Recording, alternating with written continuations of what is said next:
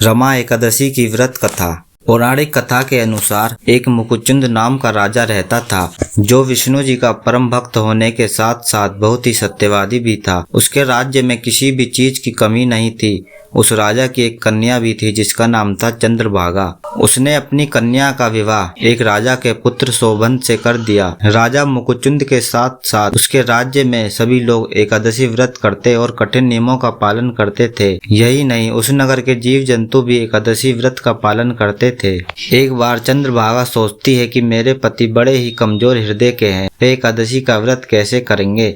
इस पर वह अपने पति शोभन को बताती है कि उसके राज्य में मनुष्य से लेकर पशु पक्षी तक एकादशी का व्रत करते हैं। ऐसे में यदि यह व्रत नहीं करेंगे तो उन्हें राज्य से बाहर जाना पड़ेगा। चंद्रभागा की यह बात सुनकर राजा भी इस व्रत को रखने को तैयार हो जाते हैं, लेकिन व्रत का पालन करने से पहले ही उनकी मृत्यु हो जाती है। इसके बाद चंद्रभागा अपने पिता के यहाँ रहकर ही पूजा पाठ में लीन रहती है। एकादशी व्रत के प्रभाव से शोभन को अगले जन्म में देवपुर नगरी का राजा बन गया, जहाँ उसे किसी प्रकार की कोई कमी नहीं थी।